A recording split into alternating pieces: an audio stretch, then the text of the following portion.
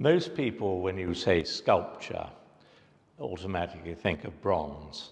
So the idea of this show is not bronze. So we have a selection of work by a number of artists that we've dealt with over the years using materials other than bronze. We have plastic, we have nails, we have wood, old cars, iron, you name it, as we'll go round the show later. One artist who we haven't shown, but I've only got to know about I suppose 18 months ago or so at Basel in the September edition of it. And I saw this piece then. I was very, very intrigued by it, but I didn't buy it then. But it was under my skin. So the last Basel, I went and bought it. But by then I'd bought 3 other works by her, Felicia Bernstein. The next time I came across her work was at the TEFAF, New York, last May, and opposite our stand was opposite Leon Torvar's stand, and he had 2 pieces there, which were this piece and this piece. And she was very political. He has another small one, and fell foul of the Colombian authorities, who were very right-wing at the time, and so she escaped. She was imprisoned and then was released, and then she escaped. Was in and out of Cuba a lot, and then they went to Paris. And soon after her arrival in Paris, she died of a heart attack. I think the strain of escaping this political prisoner relationship was awful for her. Then, so to go with them, we have a sort of row of found objects. So there are 2 Stankowicz's here and here, which I think he's a major artist. The problem with him was that he was very, very successful in the late 50s, early 60s, didn't have a very big output, and all the works went to major collections, and so there hasn't really been much on the market since then.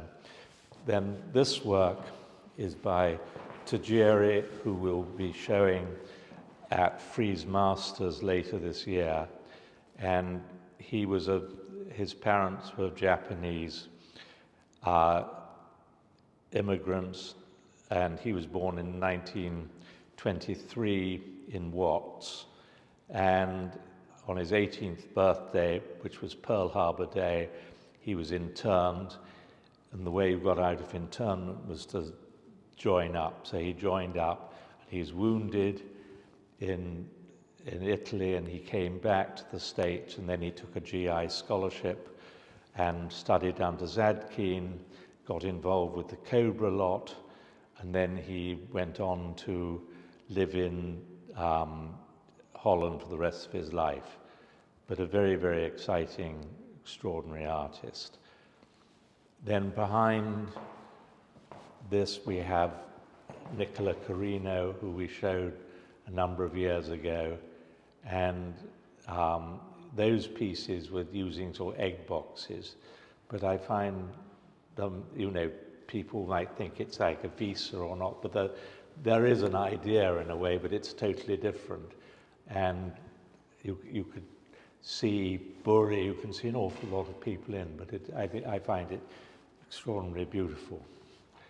Then we've had an interest in a couple of Slovakian artists, and this is Kola, who is, when you think that these were done in the middle of all the oppression and things, so to survive, he had to make sort of little lifelike landscapes. I saw a show in Vienna is really extraordinary, and we will do a show of his soon. Then we have Cairoli, who was from the Argentine originally and came to Paris, and he was a structuralist and showed with all the but he was obsessed with plexiglass, and his poor children, or his son, suffered because as soon as he made any money, instead of taking his family on holiday, he bought more plexiglass. But I think they're extraordinarily beautiful, and this is from 1957, and it has, you really are taken back to that time. We then have Megget, who was one of he was the main Swiss member of Zero, and he had a car, and so he was very important because he was able to sort of bring the various countries together. The reason he originally used mirrored glass was that it was the cheapest material you could have. If you went to a mirror factory, they had all these off-cuts, so that's how he got involved in the mirrored glass. But they're extraordinary. So I've got one which isn't here, it's in the show in Valencia, but it would make a very good shaving mirror. It's slightly cubistic view, but I don't think you cut yourself, and it would entertain you while you shave. Then we have a couple of Stephen Buckleys here, who's a well-known English artist from the 70s onwards. Then we have Claude Gilli, who was a member of the École de Nice, and Pierre Resnais wanted him to become a nouvelle realist, but he never wanted to, so he stayed. But he was going to go to accompany Arman to New York in the early 60s. But in those days, he was about to get married, and in France, you had to have a blood test.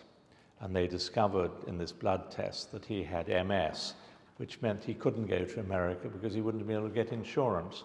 So Bernard Vernet went instead. So Gilli landed up in a wheelchair living in Nice. And when U2 were having a concert there, Paul McGuinness got very interested in Gilli, and I sold him a number of works. And so he said, and Paul didn't really speak French, and Gilli didn't speak English, but I said, and Paul said, would he like to go to a U2 concert? And he said he'd love to. So there was a bit of the arena that was laid out, left open for wheelchairs and things. And so Gilli went off there, and he was bopping away in his wheelchair. So Paul was thrilled with that. It was rather sweet. Then we have this is Billy Apple, a show. This was an early piece called Love. Unfortunately, somebody's mislaid the price tag, which comes out of the heart, but they're looking for it. Then this is Filko, the other Slovakian artist that we've been dealing in, and people now are sort of catching on to him.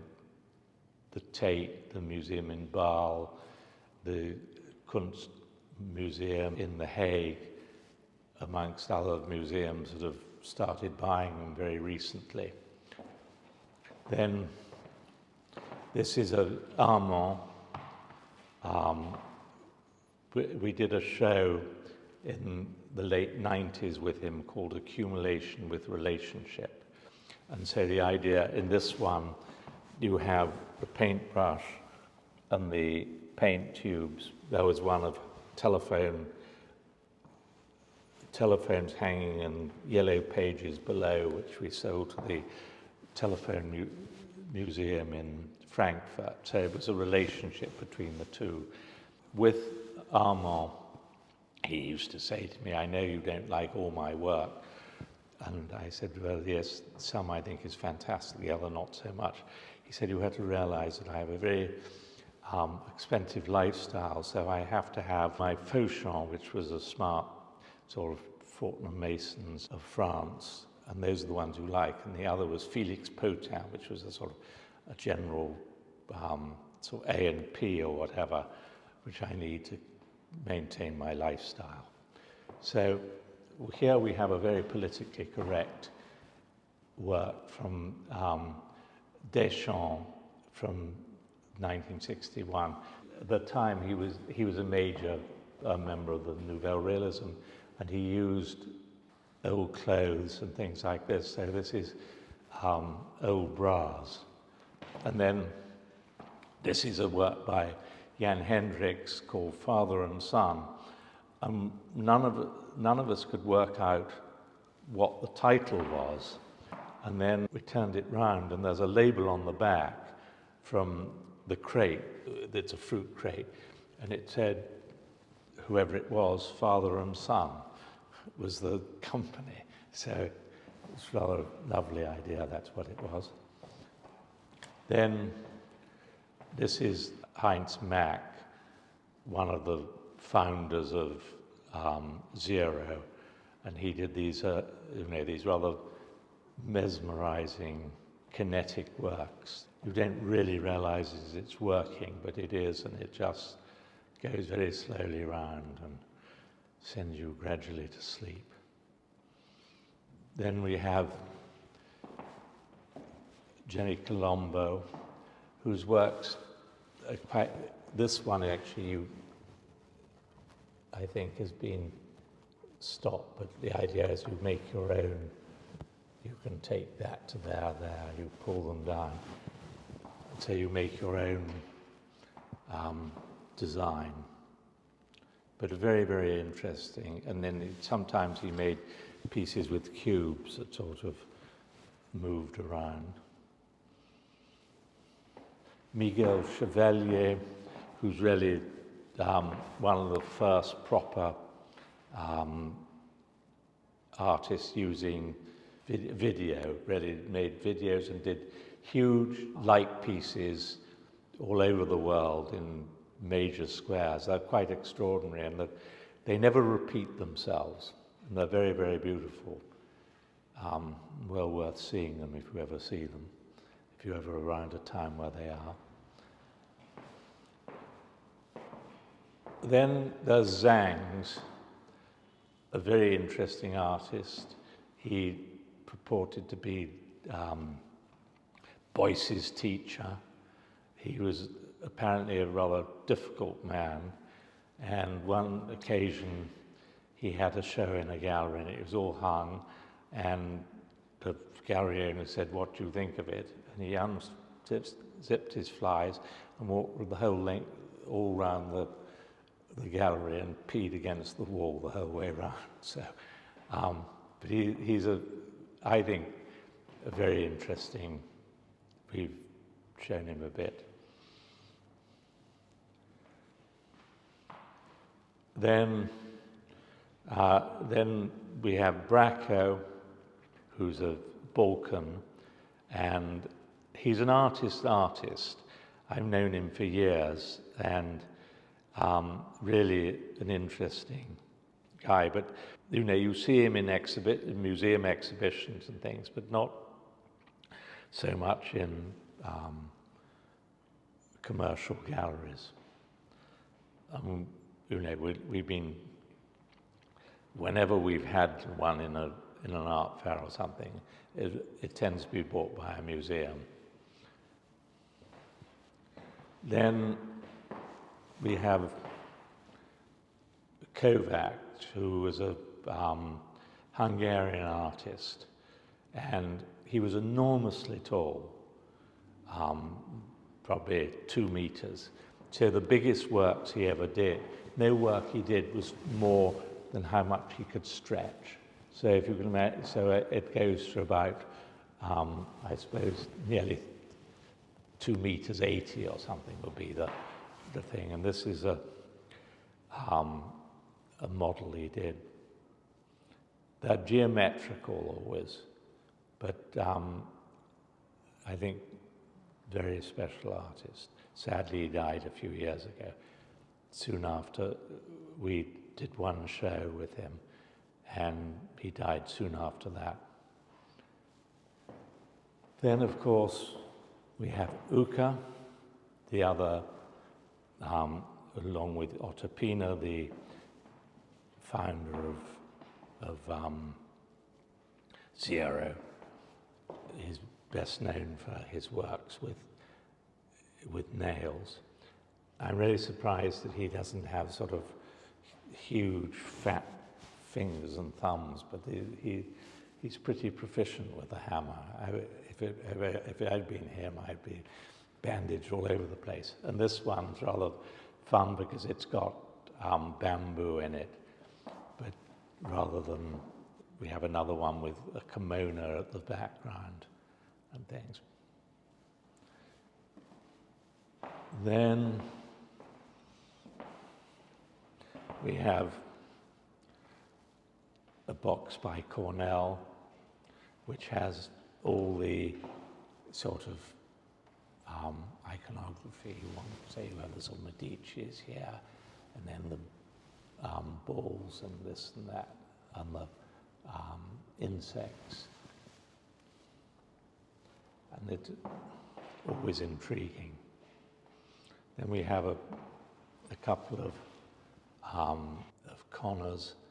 This one was given to the person we bought it from, and when it came wrapped in this pink taffeta. So whether that's part of it or not, I don't know, but it's a box. So you have the Rat Gang collage there, the box, so you can play with it whatever way you like. And then this is another one. He used to do his own yard sales of his own work, and this one came from one of those, which is next door to a Mallory. Mallory is I think, a terrific artist. He lived in New Mexico at one stage.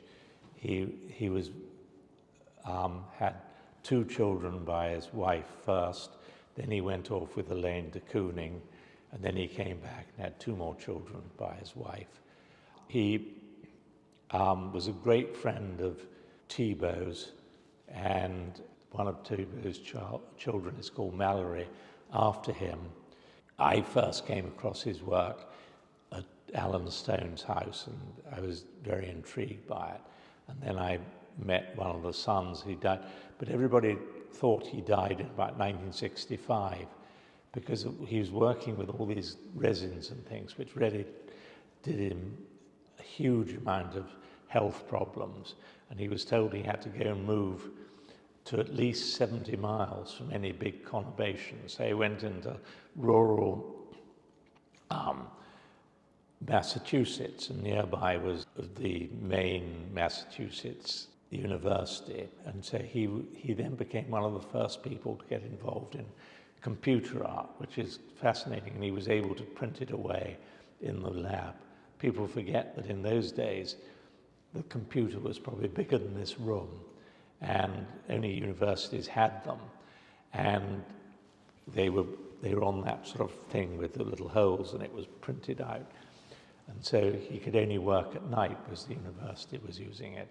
We did a show a few years ago of him, Valdemar Cordera, and Vera Molnar, who were all original computer pioneers.